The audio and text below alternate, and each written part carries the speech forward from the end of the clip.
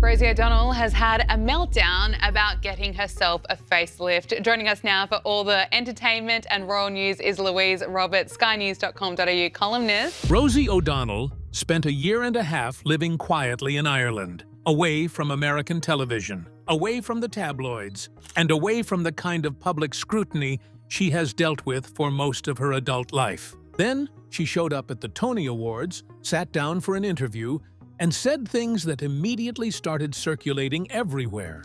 A cosmetic procedure she paid more for than any car she has ever owned. A 13-year-old who told her she would lose all respect for her if she went through with it. A diabetes medication that changed her body in ways nobody expected.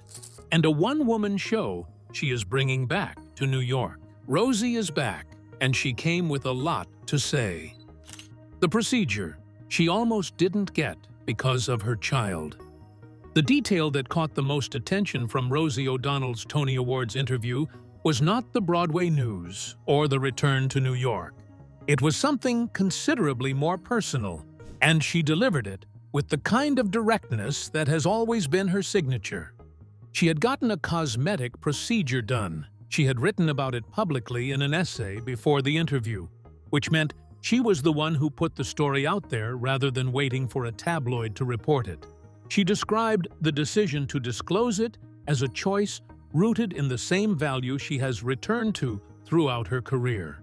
She would rather say something true and complicated than say nothing and let someone else define what happened. The procedure itself was expensive. She said in the interview that it cost more than any car she had ever purchased, which is not a small statement coming from someone who has been wealthy for a long time. She did not give a specific number, but the framing made clear this was a significant financial commitment on top of whatever emotional complexity the decision carried. And there was significant emotional complexity because her youngest child, a 13-year-old who is autistic, had strong feelings about it. When Rosie told her child she was considering the procedure, the response was immediate and unambiguous. The child told her directly that if she went through with it, she would not be able to respect her anymore. That kind of statement from a kid lands differently than adult criticism. It is not strategic. It is not filtered. It is exactly what the child felt. And Rosie took it seriously enough that she put the whole thing off for several months. She eventually went ahead with it in January. She went to Ireland, where she had been living, had the procedure done, and came home 10 days later. Her child, the same one who had delivered the ultimatum, did not notice. The transformation was subtle enough that the person most opposed to the idea did not register that it had happened. Rosie laughed telling this story, but the layers underneath it are genuinely interesting. She navigated a conflict between wanting to do something for herself and taking seriously the values her child was expressing. Even at 13, she made a decision. She kept it quiet long enough to see how her household responded. And then she went public on her own terms, in an essay, before anyone could turn it into a gotcha moment. The reason she gave for the procedure itself was not about wanting to look younger in any general sense. It was specific. She has been taking a diabetes medication called Mounjaro for the past 3 years, which she also disclosed publicly during the interview. The medication helped her lose over 50 pounds.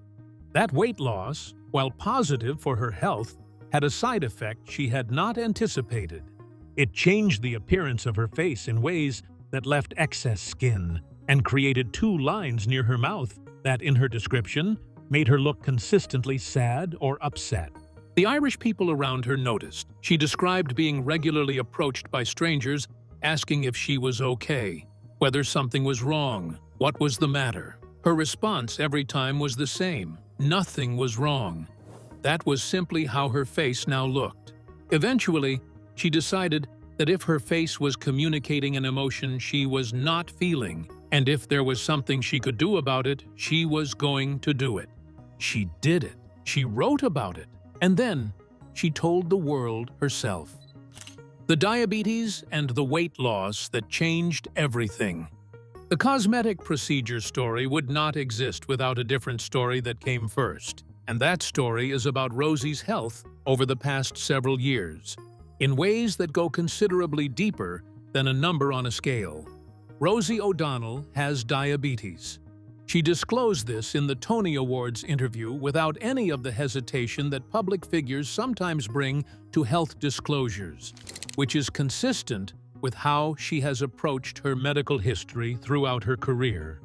She has a long record of being public about health challenges, going back to her very public heart attack in 2012, which she described in detail after the fact, and which she has credited with potentially saving her life because she recognized the symptoms and sought treatment. The diabetes diagnosis led her to Mounjaro, a medication that has become widely discussed in recent years as part of a broader conversation about a class of medications that treat both diabetes and, as a secondary effect, produce significant weight loss.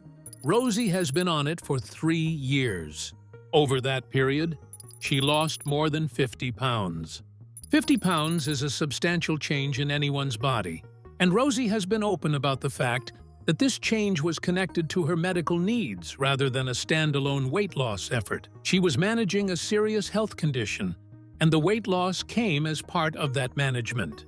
The distinction matters because the conversation around these medications has sometimes collapsed into a simple story about celebrities losing weight, when the actual situation for many people using them is more complicated and more medically specific than that framing suggests. For Rosie, the weight loss created a new set of physical realities that required their own navigation. The excess skin around her face was one consequence of losing that much weight. The lines that made her appear sad were another. These are not vanity concerns in the superficial sense. They are the practical, physical outcomes of a body that changed significantly over 3 years, and dealing with them required the same kind of honest self-assessment she has applied to other aspects of her life. She has been open about her relationship with her body for a long time, and that openness has not always been comfortable. She spent years at the center of public conversation about women's bodies, weight, and appearance, some of which was supportive, and much of which was not. The culture she operated in during the peak of her fame was not gentle about any of this, and the specific cruelty directed at her body over the years was documented and visible. The fact that she is now discussing a significant health management journey, a weight loss of over 50 pounds, and a cosmetic procedure that followed from it, in a single interview at the Tony Awards without apparent anxiety or shame, reflects something about where she is at this point in her life. She is not seeking approval for any of these decisions. She is reporting on her own experience with the same matter-of-fact candor she would bring to any other topic. She is managing her health. Her body changed. She made some additional decisions about that change, and she wrote about it before anyone else could.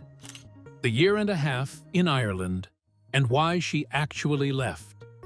The backdrop of everything Rosie said at the Tony Awards is a detail she mentioned almost in passing. She had been living in Ireland for 1.5 years before returning to New York for the summer. That is not a vacation. 1.5 years of living on another continent is a deliberate relocation, and understanding what took her there helps make sense of who she was when she came back. Rosie O'Donnell's public life in the United States has not been a calm one. She has been involved in high-profile disputes, feuds, and controversies that played out across decades of television appearances and social media. Her departure from The View in 2007, following a very public falling out with Elizabeth Hasselbeck over her comments about the Iraq War, was one of the more watched daytime television moments of that year. Her long-running feud with Donald Trump, which predated his presidency by years and intensified significantly after he entered politics, kept her name in circulation in ways that were often exhausting rather than energizing. Her personal life had its own very public chapters. She came out as gay in 2002, during a period when that disclosure from a major celebrity still carried significant cultural weight. Her relationships and her children have been part of the public conversation around her in ways she has navigated with varying degrees of openness over the years. Ireland represented something different. It was quiet. It was away. It was a place where people who stopped her on the street asked if she was upset, not because they recognized her, but because that was the kind of place it was. She was not Rosie O'Donnell, the celebrity in those streets. She was a woman walking around who happened to have 2 lines on her face that made her look sad. Well, the Rosie O'Donnell show, there'd be a Broadway production number at least 3 times a week, number 1. And number 2, we wouldn't have to do segments like the one we're doing tomorrow. The ordinariness of that, after decades of living in a specific and relentless spotlight, is hard to overstate. She has described Ireland warmly without providing a detailed account of what daily life there looked like or what specifically drew her to stay for as long as she did. What is clear is that the time away gave her something she was able to bring back with her to New York, a degree of ease about herself and her choices that comes through clearly in the Tony Awards interview.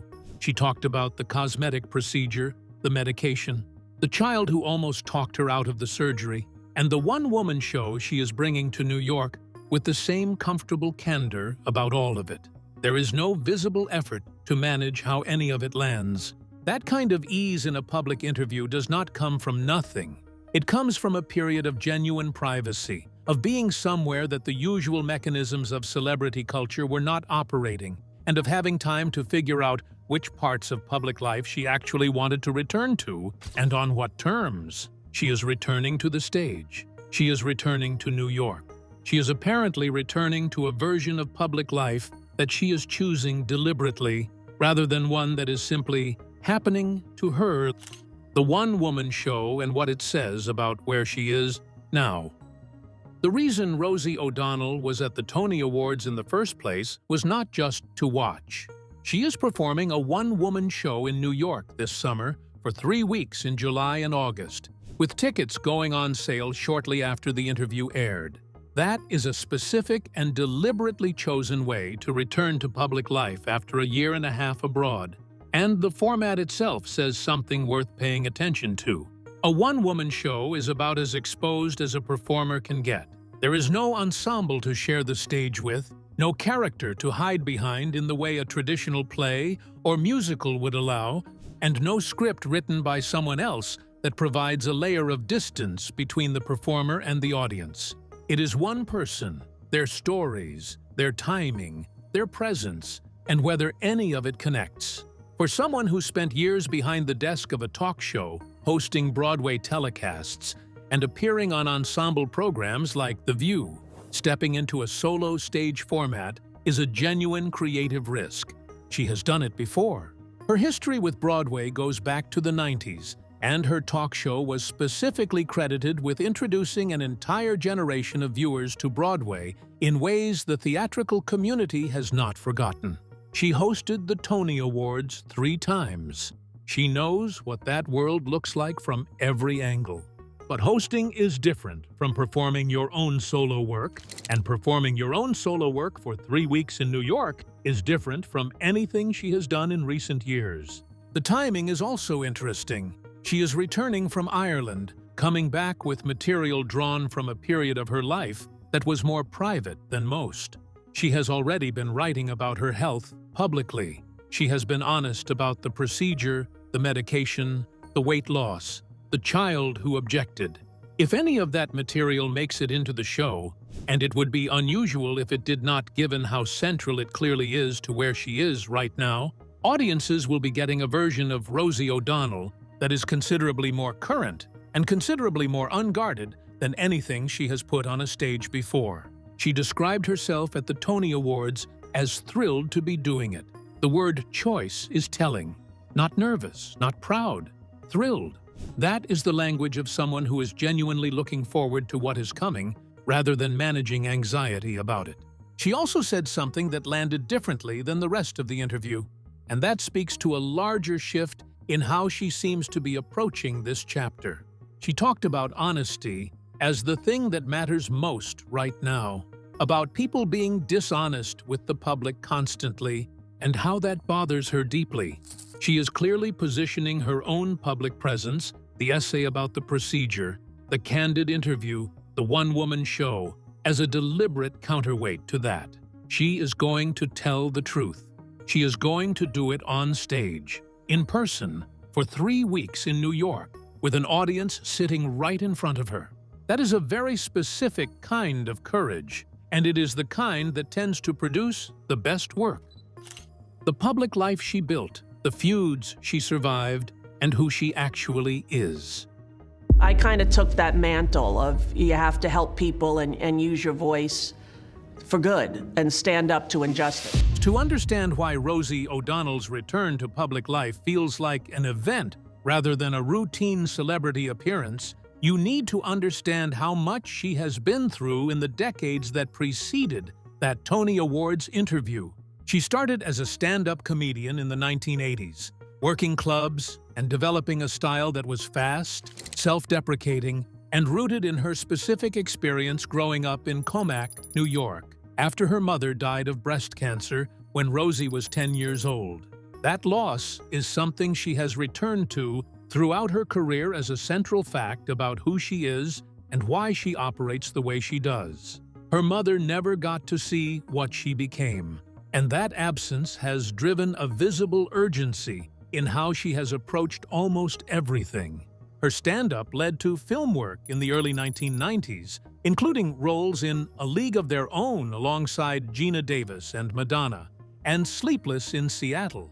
She was funny, she was warm, and she had a quality on screen that translated differently from how she came across on stage. Then came The Rosie O'Donnell Show, which ran from 1996 to 2002 and changed what a daytime talk show could look like. She was loud and genuinely interested in the guests she had on. She was also a committed advocate for Broadway at a time when the mainstream media paid very little attention to it, and the show regularly featured performers from current productions, giving millions of people who had never seen live theater a window into it. The show also gave her a platform to be publicly political in ways that daytime television had not really accommodated before.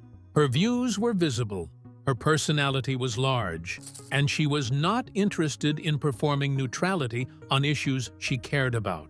When she came out in 2002, she did it in the context of advocating for adoption rights for gay parents, not as a separate announcement, but as a direct connection between her identity and a cause she was actively fighting for.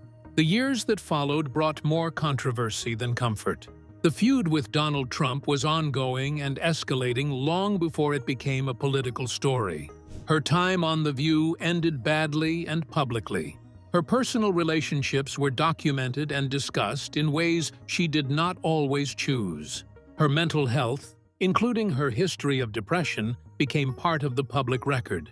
Her heart attack in 2012 was another chapter in a life that had already accumulated more public chapters than most people experience in a lifetime. Through all of it, the core of what people respond to about her has remained consistent. She says what she thinks. She admits when she is struggling. She advocates loudly for the people and causes she believes in. She is not performing a version of herself calibrated for approval. That has cost her professionally at various points and earned her genuine loyalty from people who recognize the real thing when they see it. The woman who showed up at the Tony Awards and calmly described her cosmetic procedure, her diabetes medication, her year and a half in Ireland, and her upcoming one-woman show is the same person she has always been. She just sounds more settled in it now. If Rosie O'Donnell spent decades being loud and public and controversial, and then spent a year and a half in Ireland getting quiet, and came back to do a one-woman show about all of it, what do you think she's finally ready to say that she hasn't said before? Thanks for watching. If you enjoyed this video, be sure to like and subscribe to our channel. For more interesting stories like this, be sure to click on the next video that pops up on your screen. You never know what you'll discover next.